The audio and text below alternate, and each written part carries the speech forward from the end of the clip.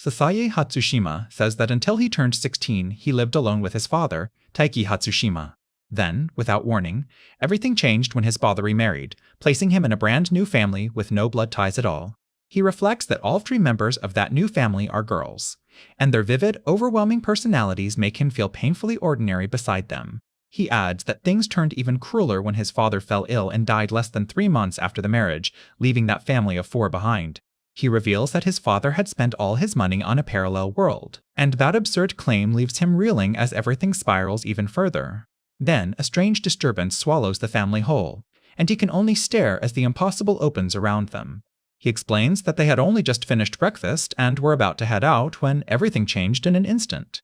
The group all of a sudden finds itself in a bizarre forest packed with towering, unnatural growths, and they look around in disbelief, unable to grasp where they are. One of the girls says they should look around first, another quickly agrees, and he nervously warns that they cannot just rush in without thinking.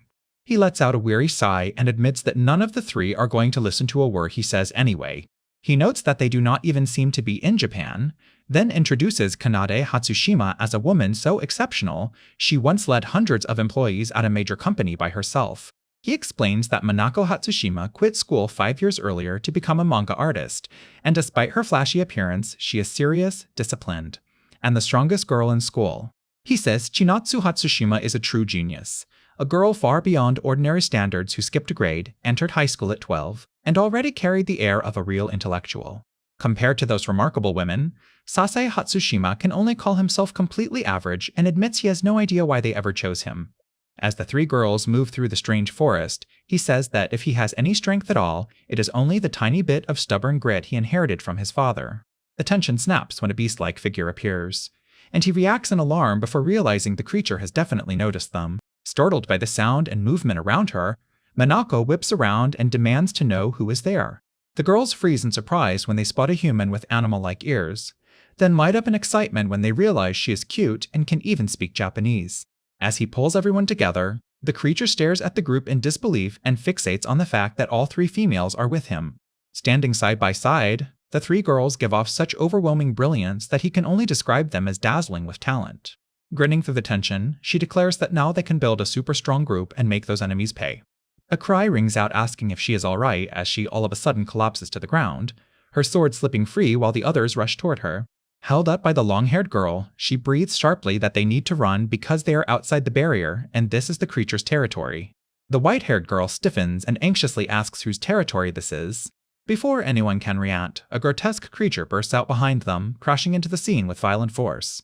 Seeing the danger a moment too late, the boy shouts a warning for Mana to look behind her. The white-haired girl steps forward, orders the others to stay back, and says that if there is only one enemy, she can handle it even in her current state. The beast strikes first and hits the short-haired girl before the white-haired fighter can intercept it. She cries out and struggles as the creature grabs her, trapping her in a frantic, desperate fight. The long-haired girl urgently tells the boy to support the injured girl while he still can, as the white-haired fighter moves to counterattack amid the spreading chaos. Breathes sharply in pain, the injured girl says it is no use and explains that to gain the power she needed, she paid an enormous price and does not have much longer, so she begs them to leave her and run. As the forest erupts with harsh cracking sounds from every direction, the group freezes while a warning hangs in the air that if they do not move now, it will be too late. The white-haired beast woman steps forward in alarm and demands to know what those creatures are as more of them gather behind her. Surrounded by grotesque, skull-faced monsters closing in from every side, someone anxiously asks how many of them there are. The creatures all of a sudden leap at her from all directions, and Mana throws herself into a frantic counterattack as the assault crashes down all at once. In the middle of the clash, Mana's expression changes sharply as she realizes something is wrong and loses focus for a split second. Mana falters and hunches forward in visible strain, while the others cry out her name and shout for everyone to stay back. Forcing herself upright despite her condition, Mana declares that she will handle these creatures herself. She launches into close combat and drives her attack into one of the monsters, trying to break their advance before they can overwhelm the group.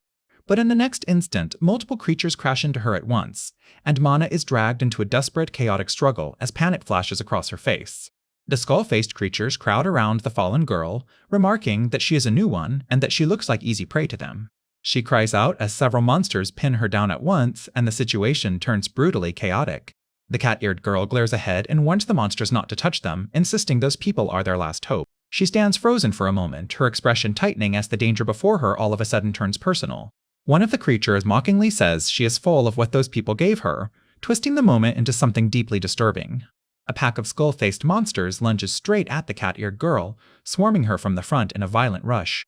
The blonde girl explodes in anger and curses at them, while the long-haired girl clutches a child close and recoils in horror at how awful the scene has become. The boy throws himself in front of the blonde girl and grabs her as he begs his older sister not to do this. As he struggles to stop her, the blonde girl demands to know why he keeps standing in her way. Refusing to back down, the boy tells her that if she charges in now, she will only die too. A voice protests that this cannot be happening, lamenting that the girl is about to meet a horrible end as the chaos closes in. Facing the children, the blonde girl coldly says their mother will understand and insists they know what must be done for the family to get out of this. The long-haired woman steels herself and says they have no other choice, so they need to run while they still can. Even as danger surges around her, the cat-eared girl urgently tells them to run straight ahead and assures them that direction is the right one. The boy all of a sudden recognizes the voice as the cat-eared girl's, while she quietly urges him to keep living. In a final act of resolve, she says she is staking everything on their strength and kindness. A violent blast erupts as she pleads for them to save this world, throwing the whole scene into shock. The boy stares in disbelief and realizes she detonated herself so they could escape. Through grief and shock, the long-haired woman says that thanks to her sacrifice, they will survive. That hope is crushed almost instantly when the monsters are revealed to still be alive, and someone cries out in despair that it was all for nothing. Even now, they are told they have no choice but to trust the cat-eared girl's sacrifice and keep running. The long-haired woman panics that at this rate they are finished because more enemies keep pouring in and she cannot see any way out. Someone warns that the monsters are closing in fast, driving the group into even greater panic. A new force all of a sudden appears and orders the Sorcerer Squad to defend the otherworld visitors as magic fire tears across the battlefield. The fleeing group drops in shock as the blazing counterattack erupts behind them and slams into the pursuing monsters. More reinforcements arrive, and a command rings out for the Guardian Squad to form a defensive wall around the survivors. The Healer Squad is ordered to cast support spells, and a young mage right away begins roosting the front line. Another commander gives the signal, and the sword-bearing squad draws their blades at once. The armored fighters charge into the horde as their leader orders them to wipe out the monstrous attackers and reclaim the field. Seeing this sudden rescue, the boy can only stare in stunned disbelief while the woman beside him breathes sharply in shock. A guard urgently orders everyone into the fortress at once, then reports that the other road visitors have been secured and calls for the gate to be sealed right away. From high above the wall, the defenders hear terrified screams as a huge swarm of monsters rushes the city entrance. As blades and spells strike the attackers, an order is given for the guardians to fall back while the sorcerers cover them, and the gate must be closed at once. The defenders force the massive doors shut and are told not to let a single monster slip inside. With the enemy pressing forward, a command rings out to raise the barrier, and a huge magic formation begins sealing the entrance. The barrier activates just in time, and inside the corridor, the exhausted group realizes they barely made it while the pounding outside continues. New orders spread through the hall as the healers are told to treat the wounded and the sword fighters are told to secure everything. A warrior steps forward to greet the shaken survivors and says she is relieved they are safe, welcoming the honored guests from another world. She introduces herself as Sugar Maniash while soldiers and mages continue working behind her. She explains that she commands this northern stronghold, Pranhar, and that she also stands as the foremost among its sword fighters. Sugar directly asks them to come with her and demands to know where the girl who summoned them is. After a heady pause, Sugar realizes the one who summoned them has already lost her life. The white-haired girl shakily explains that the summoner was her little sister, Solshmenish. Fighting back tears, the girl starts apologizing for what happened. Sugar cuts off the apology and explains that Solsh left for the Gardens of Isis before them, and in their land that final journey is not seen as something tragic. As the boy struggles to understand what Isis means in this world, Sugar says Solsh had already lost her family before summoning them, so in a sense her death may have brought her peace. The boy asks whether Solsh left behind any final words carrying her hopes, and the answer is a simple plea to save this world. Sugar says that plea means they no longer need to pursue becoming the strongest or save the world out of duty, because they have already accepted her final faith. Another woman interrupts, says she does not fully understand the matter, and politely but firmly refuses to go along with that conclusion. She adds that she's even less pleased because while her own ladies are fighting in a crisis, these sisters seem to have come running to help their brother instead. The opposing woman apologizes for sounding harsh, but says she is the head of her household and must put her family's safety before anything else. She says that is exactly why they need to be sent back to their own world. She insists she cannot let her family face such dangers. Sugar shuts that down at once and explains there is no way to return them, because the moment Solsh died, this land lost the only means to send them back. The woman argues that even if returning them were possible, they still could not afford to do it. The boy all of a sudden tries to protest, but one of the girls restrains him and stops him from escalating the situation. The woman admits she hates doing this, but says they are cornered as enemy numbers keep rising and the fortress barrier is nearing its limit, while another voice urgently tells the girl holding him to let go. As tension spikes, the boy tries to calm everyone down and urges them to relax. He tells the others that for now they should hear these people out and listen to what they have to say. Still uneasy, he asks what they actually want them to do. One warrior explains that those weapons exist to protect the sacred blade. She quickly corrects herself, saying they are really meant to guard the mithril blade, and adds that these anti-undead weapons are even heavier than the ones carrying them. Cutting through the distraction, she orders the group to decide which role fits each of them best. The group is framed with rising resolve as the goal is declared, to become the strongest familia in history. She reveals they have already prepared a special sword for that purpose, and its overwhelming size leaves the others stunned. When asked why a force from another world would help them, the answer comes that an old legend claims a familia of outsiders once saved this world before. She admits she doubted that legend herself, but after meeting them, she can no longer dismiss it. Another woman says the raw talent of the three of them is staggering. The boy realizes those three stand on an entirely different level, and then he is told to take the role of leader and speak for the team as well as for the law of spirit packs. As they face the towering structure ahead, the group falls silent, and the weight of what awaits becomes impossible to ignore. Kanae is called over as the hosts explain that while they cannot offer much to the others, they can at least provide baths and meals. She says she wants everyone to relax and insists that if this mission were truly beyond his ability, she would never ask it of him. She hesitates, then admits there is one last question she needs to ask him. He glances around in confusion and asks why only women are here. A guard remarks that, from what he has seen so far, the fortress appears to be inhabited only by women. Inside, the women explain that the fortress is defended by those prepared to die, and that it contains only women. The beast-eared woman says he will understand why soon enough. The scene lingers beneath a bright moon as the answer is left hanging in the air. The mood all of a sudden softens as a woman stretches and lets out a relieved breath. Another woman addresses Mane-san and asks if this situation has caught her off guard. The white-haired woman says she is not especially impressive, but she still believes in repaying kindness and never leaving a favor unanswered. The dark-haired woman jokingly says the other girl is always so thoughtful, then adds that if they were building a family, she would make the perfect partner. The white-haired woman shyly rejects that idea and says she would rather serve as a guardian. Another voice explains that while they all have decent reflexes, she is the only one truly devoted to training and pushing herself further. She adds that she can fight with weapons, so she believes she should take the role with the greatest risk. Looking over the options, one girl says those roles seem to demand brains, or at least speaking skill, and if that is the case, she guesses she would end up as either a sorcerer or a healer, while admitting magic sounds interesting. Another excitedly says making pacts with spirits sounds incredible, and someone right away agrees, saying the exact same thought had already crossed her mind. As they move forward, someone says whatever happens next should be left for Kanai to decide. The hooded boy, visibly shaken, tells Sasae that they need to leave right now. Staggering away in a daze, he admits that his head is spinning. The boy asks his mother if she has finished that discussion, and she calmly confirms that she has as she approaches him in the corridor. She adds with an easy smile that she is going to take a bath too. When he reaches for her in concern and asks whether something is wrong, she turns back toward him. She insists she is fine, then lightly remarks that his concern must come from being his father's son. With a soft but serious expression, she tells him he can tell when she is truly worried or unwell. As the scene shifts inside, he realizes she is genuinely worried about this matter of familiars. He admits there seems to be no way to avoid that fate and says those women truly are their last hope. She asks what is troubling him about choosing their roles, and he explains that Manko and Hinana are unexpectedly proactive because they said they would follow whatever he decided. She reacts with surprise that they would leave the decision to him, then says that if this were only about choosing roles, she might still have been able to decide at once.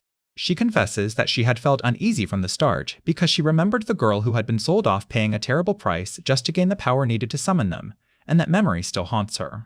She recalls being told that forming pacts with spirits always comes with a brutal price. The explanation continues that the price could mean giving up years of life, a limb, or even one of the 5 senses, and that stronger spirits demand even harsher sacrifices. She says that for women, the cost they most often pay centers on the thing they value most.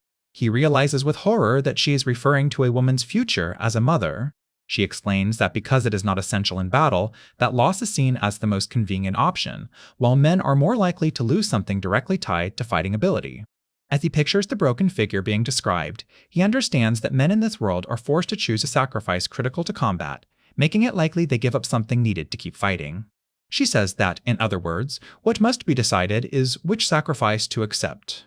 Overwhelmed, she breaks down as the family stands nearby and says this means deciding which 3 family members must lose something unimaginably precious. He concludes that the choice is either to refuse the familiar contract entirely, or decide who among them will bear that loss. Faced with the dilemma, he grimly asks whether this can really be called an easy choice. She snaps that no matter what he chooses, it will hurt either way. Seeing his hesitation, she presses him to at least offer some kind of suggestion if he cannot decide. As he starts to respond, she grabs him and demands to know if he truly understands what his proposal would lead to. While facing her, he admits that something has felt wrong ever since they were summoned here, and asks why he was called into this world at all.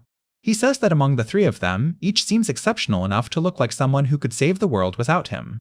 He goes on to say that compared with them, he is just an ordinary man with no real strength worth mentioning, so he cannot stop questioning it. Then he asks why a woman of her caliber would ever choose to marry someone like his father. The question leaves her shaken, and the family nearby also looks stunned as he adds that his father seemed painfully average, so there should have been countless better men pursuing her. He quietly asks Sasase what kind of woman his mother seems to be in her eyes. She answers that his mother always seemed like a proud and commanding woman who could make the right decision without fail, and he replies that she was obviously a strong and remarkable lady. She breaks down and admits that she was never as strong as everyone believed. She recalls that whenever she had to decide something for herself and the children, the thought of making anyone unhappy always reduced her to tears. Through tears, she says she could endure those choices only because Taiki had been there for her, and she tells him that he is the only one she believes can do this. Clenching her fists, she explains that his father came to truly understand her when she was at her lowest, and that support gave her the strength to carry all those painful decisions. He gently reminds her that her husband is gone now. Overwhelmed, she confesses that without him as her support, everything feels unbearable and she can no longer decide anything. He answers with a calm smile, saying it is fine because it is not as if she made the suggestion lightly, and he assures her that he will handle it. She cries out that even so, the choice still carries risk, and warns that there is no way he can get through it without losing something precious. As he reaches toward her, she tearfully insists that he can do it. Helping her steady herself, he says he knows she will be able to make the best choice to protect their family. Through tears, she says he will tell them her suggestion tomorrow, but if he says there is no other way, they will have to take the idea seriously.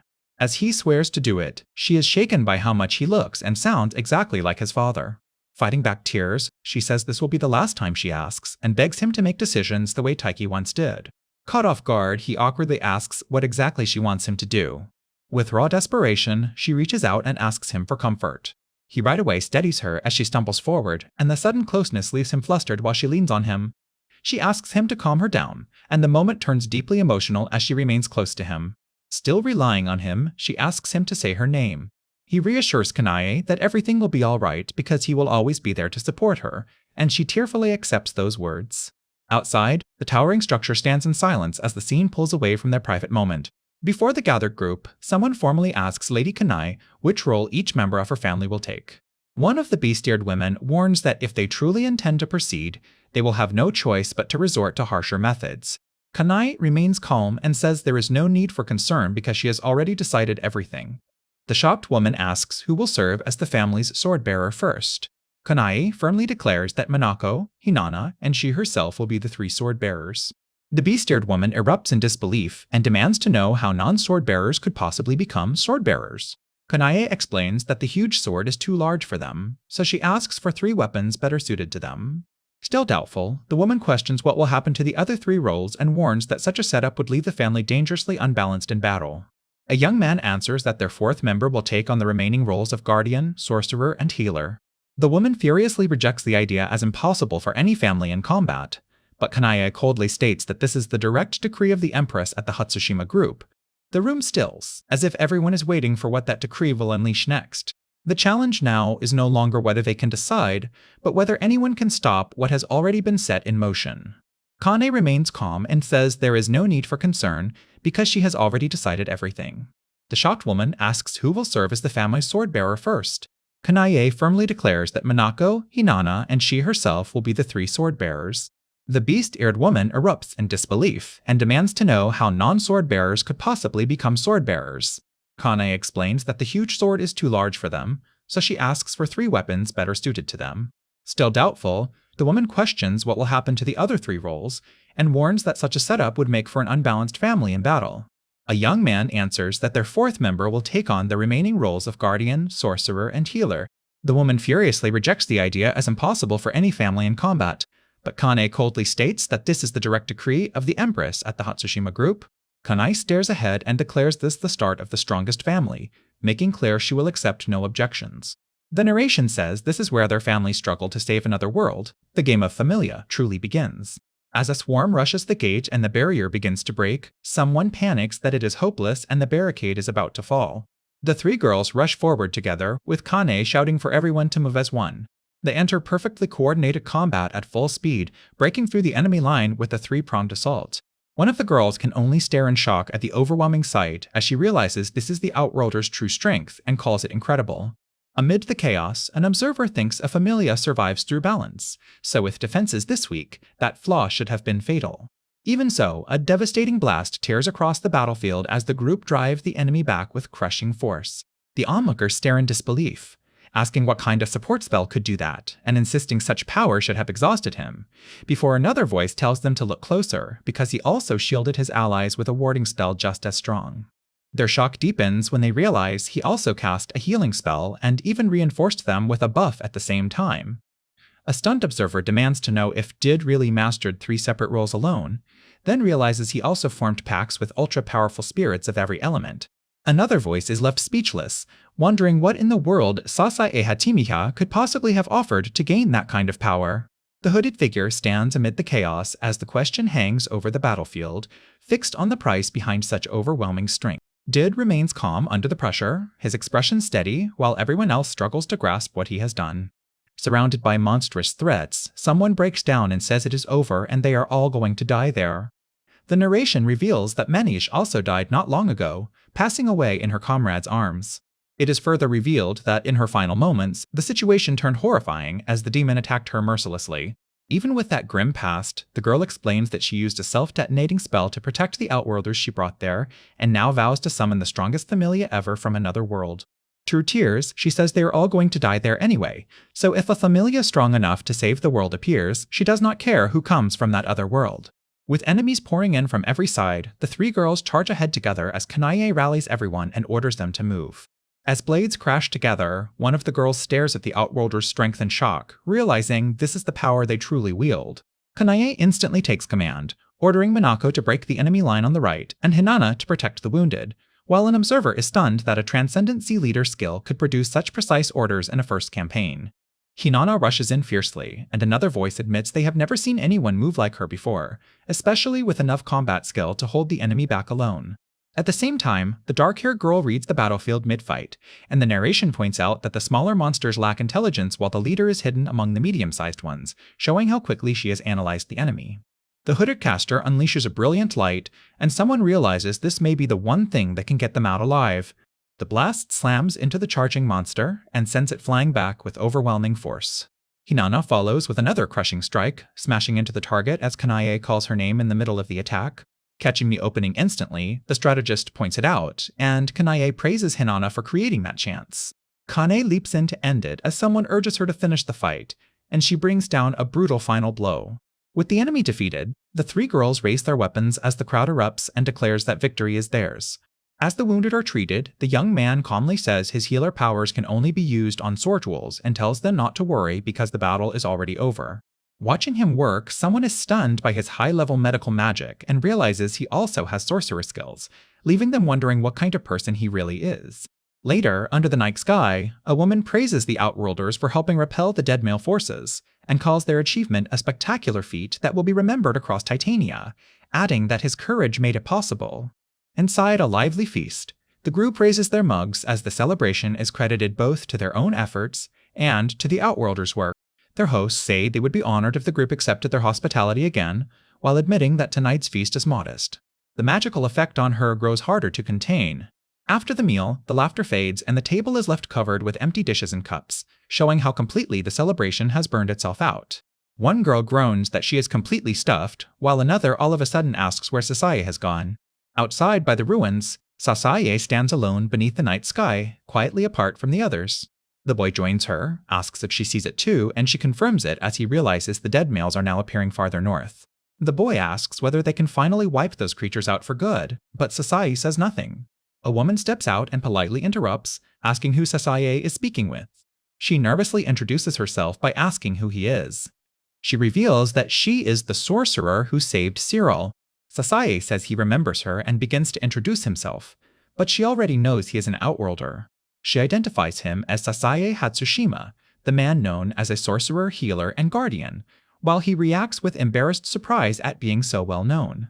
When he asks if she means the person he was just speaking to, she awkwardly admits that her dramatic way of talking is just a phase tied to her class, leaving him confused as she laughs it off.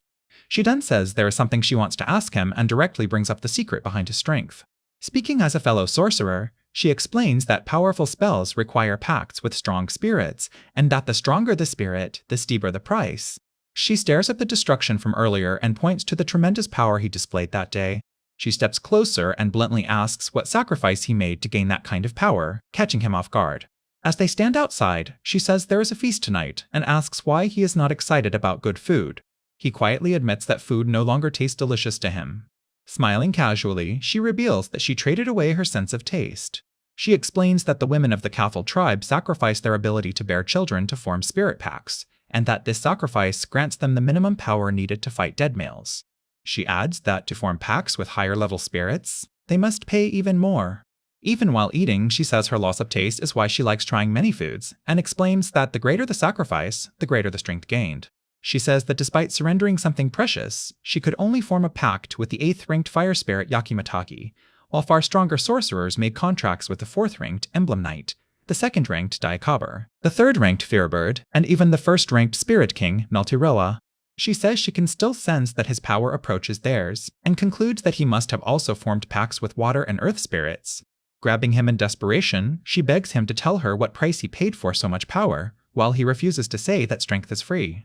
With a strained smile, she says she is willing to pay the proper price herself. She all of a sudden moves closer and awkwardly suggests that although many women in the fortress do not trust men, she is trying to set that aside.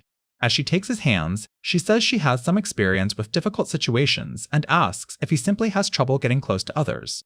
Flustered but honest, he says he is definitely interested, and she right away tells him not to avoid the issue. Before the moment can go any further, an older woman bursts in and shouts at Sasaye-kun, demanding to know what he thinks he is doing. Startled, he calls her mom, while the woman says she had been worried sick after finding him alone there with a young lady. She glares sharply and demands an explanation, and in a panic he blurts out that nothing has happened yet. Blushing and on the verge of tears, the woman sadly concludes that he really does prefer younger women. Confused and alarmed, he asks whether his mother has been drinking and why she starts saying things like that whenever an older woman drinks. The curse deepens its grip on her condition. Lying beside him, the woman says everyone is worried, then brushes it off by saying she has simply had an exhausting day. Seeing him awake, she teasingly tells Sasae-kun that he is causing trouble. She doubts he has never been unsettled by an older woman like her, while he stammers that it is not really like that. With a flushed smile, she keeps teasing him and increases the awkwardness, making the atmosphere even more tense. She presses him to explain what he actually sacrificed and tells him to answer her. He reminds her she said she would finish the discussion, then insists he must have paid some price and lost something important. Looking at him seriously, she asks why he will not tell her what he lost. He says he did not lose anything truly important to him and tells her it is nothing she needs to worry about. She quietly asks what truly matters to him, then urges him to tell her. As she moves even closer, the tension sharpens and he hesitates before trying to answer. As everyone around him seems to know what he sacrificed, he stands alone and quietly confirms that this really is the issue being forced into the open. The unseen speaker bluntly asks why he is not going to tell them and presses him on how he could keep it hidden. He reflects that everyone in his family is too kind, his expression tightening with emotion. The other side acknowledges his point and admits that when he formed the pact with them, His offer was far beyond what they expected. A towering supernatural negotiation unfolds as he faces 3 overwhelming beings in the middle of the ruined space. They reveal that they heard he had been hoping to make a pact with all 3 of them by himself.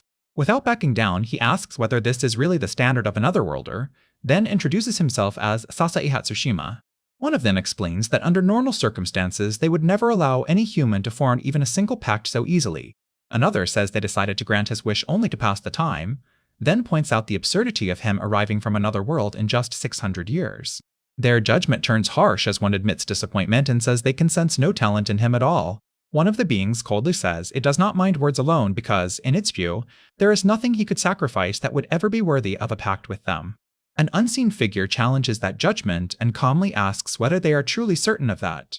Startled, the creatures ask what he said, and Sasai openly admits he has no special talent and is perfectly average. Even so, he insists there is one thing he can offer them that would definitely be useful, and they right away demand to know what that could be. With a confident smile, he reveals that what he can offer is relief from boredom. He reminds them that he already called himself ordinary, then says he chose to meet them specifically to buy time. The beings repeat his claim in their own words and realize that he is calling them ancient and utterly bored. Spreading his arms without fear, Sasai declares that if they make a pact with him, they will never be bored again. That argument hits a nerve, and the beings admit that immortals like them really do live with unbearable boredom, while another acknowledges he struck exactly where it hurts. Still, one of them narrows the discussion and demands to know how he plans to actually keep such a promise. One of the beings corners him, demanding to know what exactly Sasai plans to give up to keep that promise. Sasai answers without hesitation that he is ready to give up everything. He says he would surrender his limbs, his 5 senses, even every emotion he has, if that is the price they demand. He pushes it further, saying they can remain within him as part of the bargain. Sasai adds that if they remain with him, they can travel the world by his side and help save it. A spirit cuts straight to the point. He wants them to use him as a way to enter the mortal world, and Sasai calmly agrees. Offended, the spirit glares at him and demands whether he understands who he is speaking to, asking if he truly takes them for mere low-ranking servants. Sasai acknowledges that they are powerful, deeply honored, and revered by all. Then he bluntly says that despite all of that, they are still just idle loafers, stunning the spirits into silence. He presses the point, saying that while everyone else risks their lives on the front lines, these supposedly glorious beings have only stayed home complaining about how much there is to do. Chains all of a sudden lash around Sasai and pin him in place as the spirits answer the insult with open force. One armored spirit grabs him and warns him to watch his tongue, making it clear they will not overlook his disrespect. Another spirit, wreathed in flame, coldly says it could destroy someone like him in an instant. Even as the pressure tightens, Sasai stays eerily calm and remarks that they would never actually do something so foolish. He reminds them that he already said it, insisting they have more than enough time to spare anyway. With a strange smile, Sasai admits that they are grand and mighty beings revered by all. Then he turns that praise into another barb, saying they are so grand they would never stoop to something so petty. The flames surge hotter as a spirit snaps that he could die for clinging to such a foolish assumption. Sasai fires back, asking whether even this is not enough to make them realize how absurd their pride has become. Bruised but unshaken, he points out the contradiction and notes that they just claimed they could destroy him instantly, yet they did not. Sasai locks eyes with them and says he already knew they could not do it, leaving one spirit visibly rattled as it demands to know why. He declares that the answer is simple. They are not the kind of beings who can ignore the danger swallowing this world. With a battered but confident grin, Sasai says that is exactly why he came there to forge a pact with all of them, because he truly believes in their greatness. As the atmosphere turns heavy, one spirit admits it seems he has won the argument, while another points out that even they cannot casually kill an outworld visitor. The pressure around him fades, his injuries begin to mend, and a spirit remarks that Sasai is a far more interesting human than expected. She praises him for striking the very heart of what matter in their words, and Sasai awkwardly replies that he is not sure he has any special talent, only that he seems to possess something ordinary people here do not. The spirits decide that having someone like him at their side will be entertaining, for better or worse, and they seem ready to accept him. Sasai quickly adds that the world is in crisis, and that they had already considered making a pact if a worthy candidate appeared, so this outcome is only natural. But one spirit sharply cuts him off and says that, even so, they still cannot agree. She explains that spirits lend their power only in accordance with the sacrifice offered in return. The spirits apologize, but make it clear that the sacrifice he proposed is nowhere near enough for them to lend him their strength. They firmly conclude that under those terms, the pact cannot even begin. Sasaye quietly accepts that his first offer failed, then reveals he still has another proposal he has kept in reserve. He steps forward without hesitation, showing he is prepared to push the negotiation even further.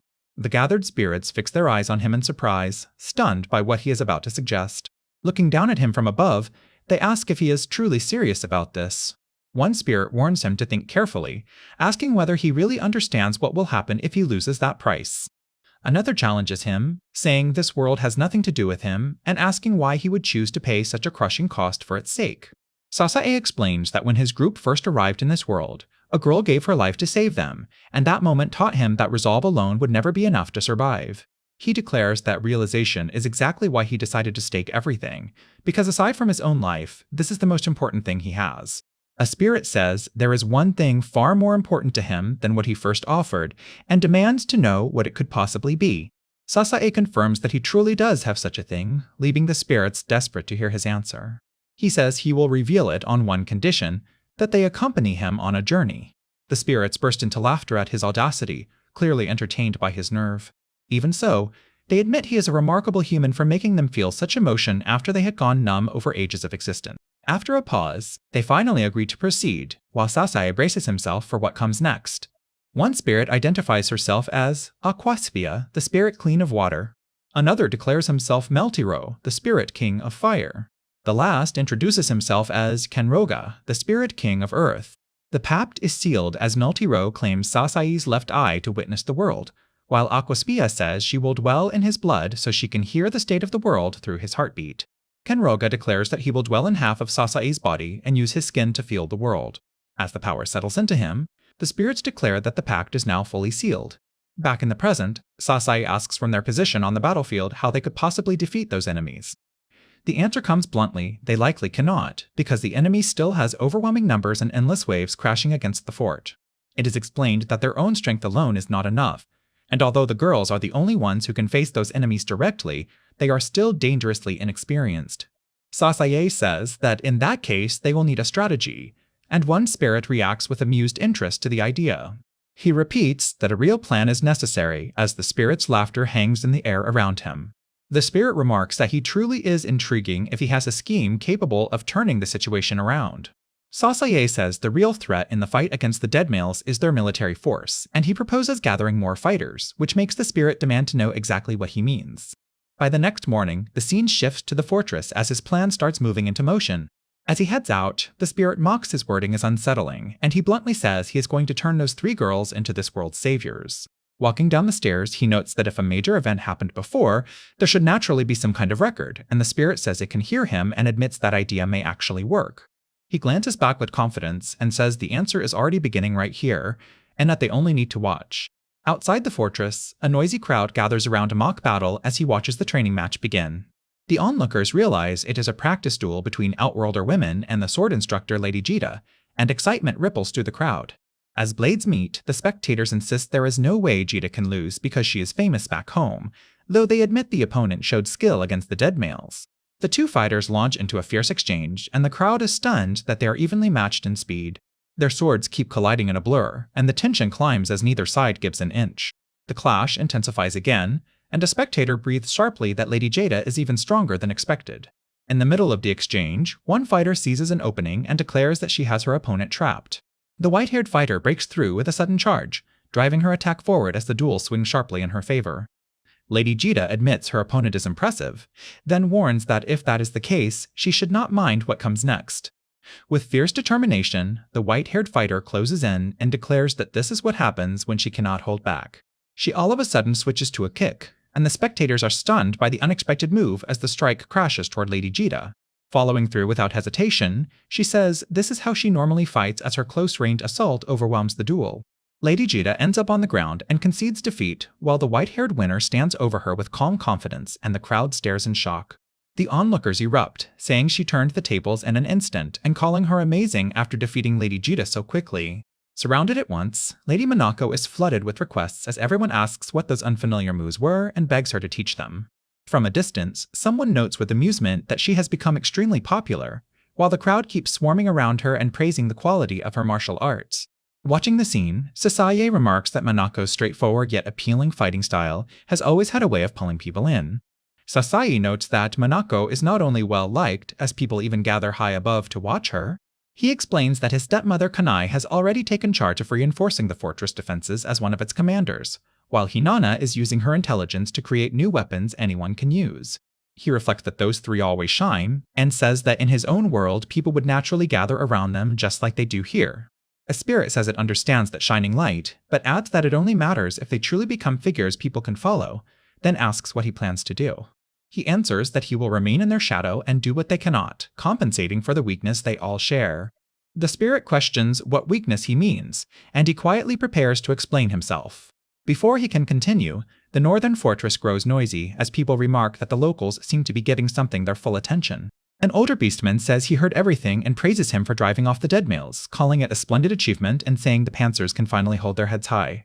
As Shiro looks on in confusion and asks who the speaker is, someone guesses that he is a different racer from the local people. Lusan quickly warns Shiro that this man is another enemy trying to steal the spotlight. An older beastman apologizes for interrupting and says he knows she is busy. The foxwoman bitterly notes that despite that, he is still forcing her to give him formal treatment.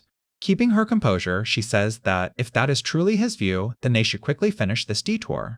As she faces him across the table, he adds that they should also settle the matter of the extra relief supplies they requested recently. The atmosphere all of a sudden turns vicious as he dumps a drink over her head and the humiliation cuts deep. He coldly calls her a servant and demands to know when she ever got permission to speak her mind to him. He mocks her by suggesting that defeating the dead males has made her arrogant, and she right away denies it and says she would never act that way. The Beastman reminds her that he is the one she should be thanking for saving former criminals and warriors from conquered lands from the gallows and giving them a chance to work for a better world. Forced to endure the pressure, she lowers herself and acknowledges that he is the honorable benefactor they are supposed to thank. Satisfied, the older Beastman says that she clearly understands her place. After seeing the visitor off and hearing the goods would arrive by tomorrow, the man all of a sudden adds that he has decided to stay the night.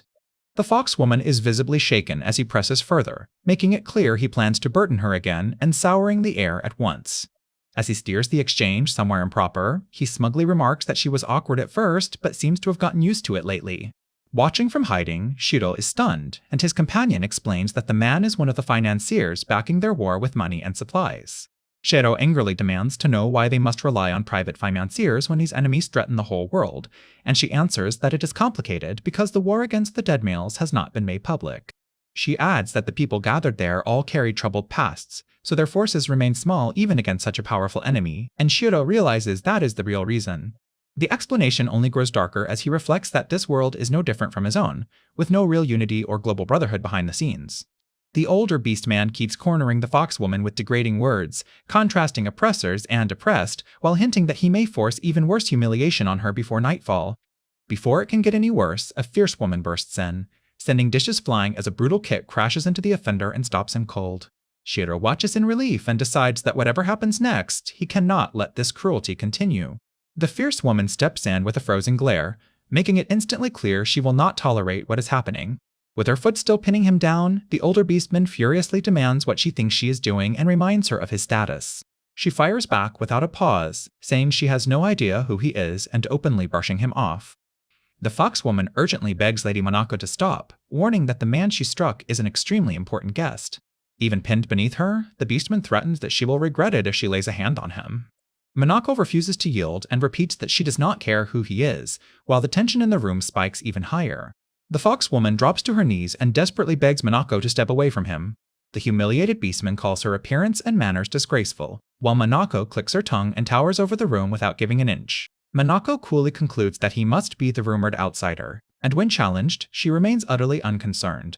Then the foxwoman, shaken but firm, says she has changed her mind and declares that she will withdraw the entire relief goods request, despite the protest behind her. The older beastman says that if she wants the goods, she must send the outsider woman to his room that night. The horned woman urgently tells him not to do something so reckless, insisting the girl is a key fighter against the dead males, but he angrily shuts her down. The white-haired woman ends the exchange and says that if they want her to honor the request, they need to show good faith first. The spell changes her condition in an unexpected way. Once outside, the horned woman apologizes for dragging her into something so humiliating and uncomfortable, but the white-haired woman says no apology is needed. The horned woman still fears that if she does nothing, everyone will suffer, yet she quickly insists it is fine. The white-haired woman looks troubled but says she will somehow handle it. Watching her expression, Shiro realizes that look is very bad news. Shiro grimly concludes that she seems ready to force herself through something terrible out of sheer habit. Under the night sky, the castle looms in silence as the weight of what may happen hangs over everything. Alone in the hallway, the white-haired woman exhales and admits that she already knew this would happen, her face heavy with resignation. Shiro catches up and urgently asks where Minako is going, reminding her that the waiting man is expecting her, then calls out to Sasae. Sasae says she knows what he is thinking and argues that if he lets her handle it, everyone might be saved, adding that she genuinely cares about these people and cannot ignore their suffering. Facing him directly, Sasae says he never changes, no matter what world he ends up in.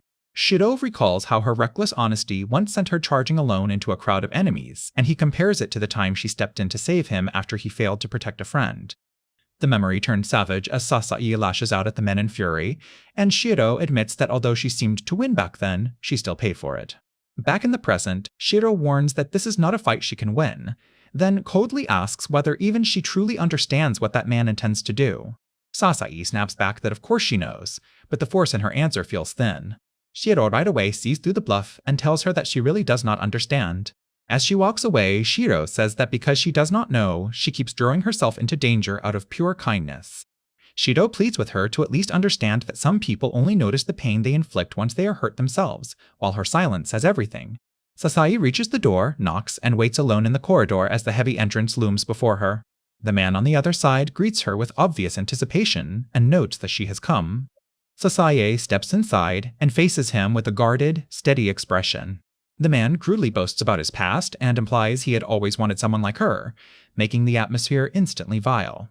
Keeping her composure, Sasae says her brother is worried about her and that if they meet here, he will probably interrupt them. She calmly suggests moving somewhere else, and the man laughs as he catches his breath beneath the night sky. On the rooftop, he says no one will bother them at the south end of the fortress, but her resistance only makes the moment feel even more disturbing. Sasae forces herself to agree and admits she has no experience, saying she will simply follow his instructions. Hearing that, the man grows even more interested and starts giving improper directions, driving the situation deeper into discomfort. Sasae all of a sudden turns and firmly tells him to keep his hands off her, making her rejection unmistakable. As she steps away, she says this has gone far enough and moves to shut it down. The hooded man coolly remarks that the doll he made was high quality, while the shaken man stares in confusion and realizes it was only a mud doll. The hooded figure says there are now only two choices, starting with sending the relief force right away and without delay. He warns that refusal means dying miserably on the spot, after which the hooded figure will simply take the relief by force. The terrified man blurts out that no one should have been able to use such outrageous magic without being discovered. The hooded figure reveals overwhelming backing behind him, as monstrous and spirit-like beings gather and crush any thought of resistance. He admits he may have been bluffing, but says he still enjoyed pushing the man around a little and is satisfied with that much. The situation becomes uncomfortable.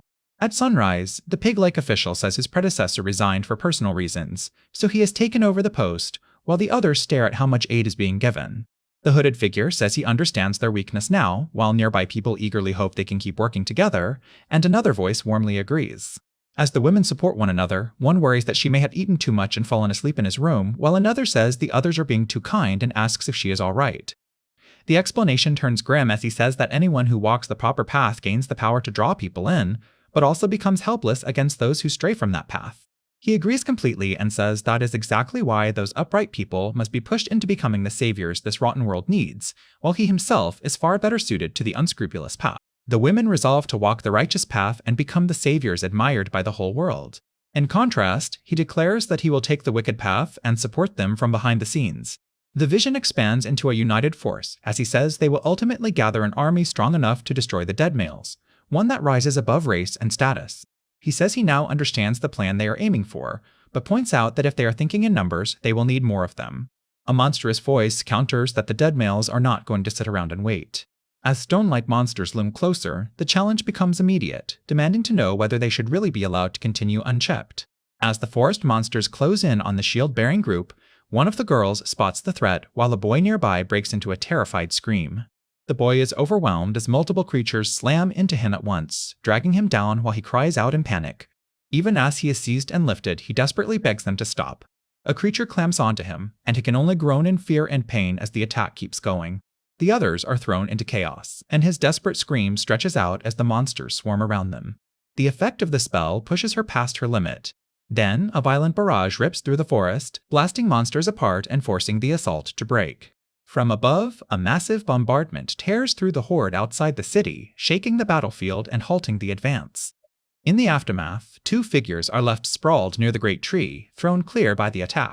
Watching the rescue succeed, the beast-like companion excitedly reports that they got them, and the calm young man answers that they did well. Walking through the corridor, he explains that the golems sent out to scout had made contact with dead male forces, and although they held them back briefly, the enemy was already close to the fortress. The atmosphere turns unbearably heavy between them. The woman concludes that he likely cast it without even realizing it, and explains that the golem magic was actually a new spell he had invented himself. The companions clarify that ordinary golem magic belongs to earth magic, and usually makes little more than simple clay dolls or crude walls, not units capable of reconnaissance or diversion. She points out that he gave those golems moisture and texture by using his water magic on them. She adds that he also used fire magic to grant them warmth, personality, and a kind of artificial mind, and says that by combining their powers he had elevated it into an entirely new spell. He reflects that in this world, mixed elemental magic is treated as improper from the very start. The small armored companion says his talent for turning strange ideas into practical techniques may be exactly what was meant by the warning about walking a wicked path. As he thinks back on his father's words, he recalls the lesson that ordinary people who survive need every possible tool at their disposal. He understands that this mindset came from his father, and the others press him to decide what he plans to do now that he knows how little time remains. As 2 tiny familiars hover before him, he calmly says everything is fine and reveals that his next gambit is already in motion. With a confident grin, he explains that ordinary men forced to use whatever they can tend to develop a sharp eye for people. The next day, alarm all of a sudden erupts outside the stone building. A maid rushes in and urgently informs Lady Sugar that an emergency magic message has arrived from the capital. Reading the message, the woman visibly pales and orders them to summon the Outworlders at once. She gathers the group inside and faces them with unmistakable urgency. She tells Sugar that the matter concerns him because an emergency communication has come from the capital. Holding up the message, she states bluntly that the authorities now want the Outworlders. Sugar asks what they could possibly be charged with, while another woman anxiously asks whether the authorities now see them as criminals, and the messenger confirms that, sadly, they do. Shaken by the notice, the woman explains that the charges are assault against an official and extortion. As the others trace the accusation back to that official from the other day, they realize this is where the whole crisis began. The woman fires back that the real wrongdoing came from the man who mistreated her, and asks why they are the ones being treated like criminals. Another woman bitterly says this is exactly the kind of man they are dealing with, certain he twisted the whole story before taking it to higher authority. Lady Sugar apologizes, admitting the official's abuse of power set all of this in motion and that she misjudged him, but the group presses her on what she expects them to do now that the capital has ordered them brought in. Looking grim, she warns that losing them now would be devastating, but if they provoke the royal army, the strongest force in the nation, everything they have fought for could collapse. Sasae steps forward, tells them to leave this matter to him, and says he will go to the capital alone. When asked if he has some hidden advantage, Sasae says he does and calmly adds that clearing those charges will just be a bonus. With a confident grin, Sasae declares that he will return from the capital with plenty of reinforcements, calling it 2 birds with 1 stone.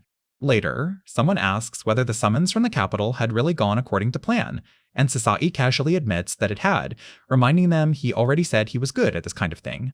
As he sits beneath the night sky, the observer says Sasae is cautious by nature and only moves after confirming the advantage, then notes that now that the king himself is involved, Sasae finally has meaningful backing. Sasae cheerfully says this path lets him head straight for the capital, where the strongest army in the land is waiting, and he treats that dangerous situation like good fortune, while a spirit remarks that he truly is one of a kind. An elderly ruler praises Sasae for boldly coming to request reinforcements despite entering the capital as a criminal, and says drawing the interest of the highest authorities, including King Zyle, is no small feat, while Sasae calmly replies that he will be fine and hints that his father taught him something useful. Sasae explains that no matter how extraordinary someone may be, as long as they have a heart, they will always have some weakness. He decides that all he has to do is exploit that weakness, and a nearby spirit dryly remarks that if this is what he learned from his father, then his father was far less ordinary than he claimed. Sasae lightly agrees, saying that is why his father was always dragged into troublesome situations, then adds that he also inherited a certain confidence in himself. With a fearless grin, he leaps forward and declares that he is also very good at making people listen. As magic circles flare beneath him, the others admit he truly did win them over, and Sasae boldly promises to make full use of their support. The scene shifts to the royal capital, Saifarn. Before the throne, Sasae formally addresses the ruler as King Xyle. The king turns to him and asks what is wrong and what this matter is, while the narration identifies him as the lord of the nation of Saifarn, King Xyle Saifarn. Word reaches the throne that the outworlder they summoned from the fortress in Prazar has already arrived at the castle gates, riding atop a massive beast. The court is stunned that he came so quickly, noting that not even a full day has passed since they called for him and that he used magic to ride in on a giant creature. They further report that of the 4 people summoned, he alone has appeared, and that he is specifically demanding a direct audience with the king. The king reacts with surprise at the mention of an outworlder. A retainer urgently warns King Xyle not to meet the man in person, arguing that anyone who came all this way for such a request must be bringing serious trouble. The king pauses and quietly admits the concern is valid. The queen disagrees and says he should absolutely meet the visitor. Queen Sheila Saifarn, the wife of King Xyle, gently addresses him and draws his attention to her opinion. She says she wishes to meet the outworlder and politely asks the king to allow it. Though clearly uneasy and warning that the man may be dangerous despite his legendary status, the king relents under his wife's urging and orders that the visitor be brought in so he can speak with him face to face. Sasae kneels before the throne, says it is an honor to stand before the king, and formally introduces himself as an outworlder named Sasae. Getting straight to the point, Sasae tells His Majesty that he has a proposal for him. 1 week later, the fortress lies under a heavy, uneasy silence. As the defenders gather, one woman asks whether any word has come from Sasae and is told there has been none. They pass along a rumor that Sasae apparently met the king soon after arriving and was then thrown into prison. With enemy forces closing in, they are told there is no time left and Miss Sugar is called forward.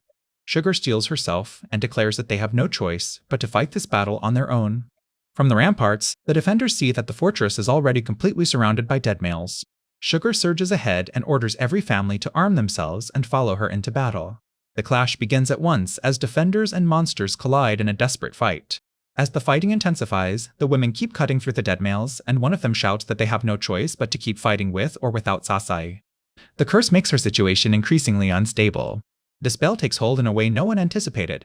In the middle of the chaos, a young fighter panics as a dead male leaps straight at her. Then, a new banner all of a sudden rises above the battlefield, and someone recognizes it as the banner of Saifarn. The defenders stare in shock as more signs emerge, and they realize the warriors carrying those weapons include soldiers bearing mithril spears. A massive force sweeps into the fortress, and the stunned defenders finally realize it is the king's army. As relief spreads across the battlefield, Sugar hurriedly thanks them for the king's aid, but a soldier coldly tells her to save her breath. When Sugar demands to know what he means, the soldier angrily says they did not come to reinforce her. The soldier reveals that, in his eyes, they are here because Sasae Hatsushima has been pressuring them. The soldier furiously claims that Sasae deceived the king, gained the queen's support, and drew reinforcements to the fortress by saying they would only come if he were sent back to her. The nearby women are left stunned by the accusation, with one blurting out that he has to be joking while another recoils at how shameless the claim is. The narration shifts to identify Sasae Hatsushima, the man who calls himself Average, as the center of this troubling rumor. An observer admits that at first glance Sasae seemed like nothing more than an ordinary man skilled at talking, yet hints that there is far more hidden beneath that surface. The voice concludes that Sasae may in fact be an extraordinarily unusual and important person, as the scene around him turns tense and uncertain. The reflection deepens as the speaker wonders what truth lies behind Sasae and who could have passed such remarkable talent down to him.